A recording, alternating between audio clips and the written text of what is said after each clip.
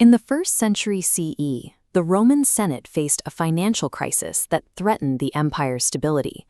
Leading figures like Pliny the Elder watched as their currency reserves plummeted, unable to stem the flow of wealth leaving their borders.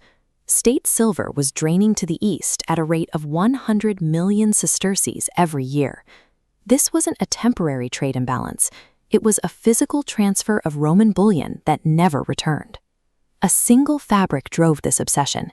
It was lightweight, remarkably strong, and possessed a shimmer that became the ultimate status symbol for the Roman elite. They were willing to pay for it in its own weight in gold. The Romans had no concept of how the material was produced, with some speculating it was combed from the leaves of exotic trees. Their knowledge of the distant Chinese empire was so limited, they referred to it only as Ceres, the land of silk. This imported textile acted as an economic vacuum, siphoning the wealth of the Mediterranean to East Asia.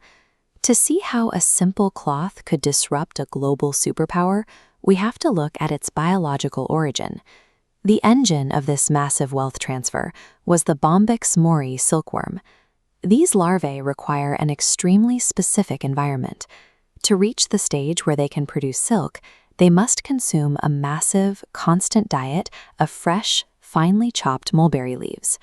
At the end of its life cycle, the worm spins a protective cocoon using a single, unbroken filament.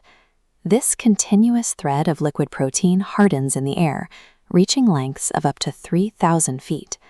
This unique biological process provided a raw material that Rome and its neighbors could not replicate or synthesize.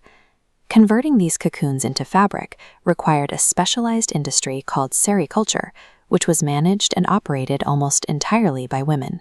These female farmers managed every stage of the insect's growth.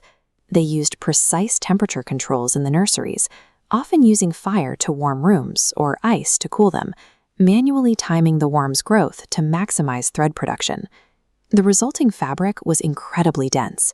Using complex truddle looms, weavers managed to pack 220 warp threads into a single centimeter, creating a strength and texture unknown in the West. The state recognized the value of this labor, passing reforms that granted farmers hereditary ownership of their mulberry plots to ensure the industry remained stable and local. This specialized process turned silk into a dual-purpose asset, a luxury textile and a standardized currency. The Han Dynasty used bolts of silk to pay taxes, settle administrative debts, and fund the expansion of their armies. The daily labor of peasant women aggregated into a national monopoly. By controlling the secret of production, China could use trade as a strategic tool on the world stage. International demand for silk forced trade routes to expand. From Chang'an, merchants pushed westward.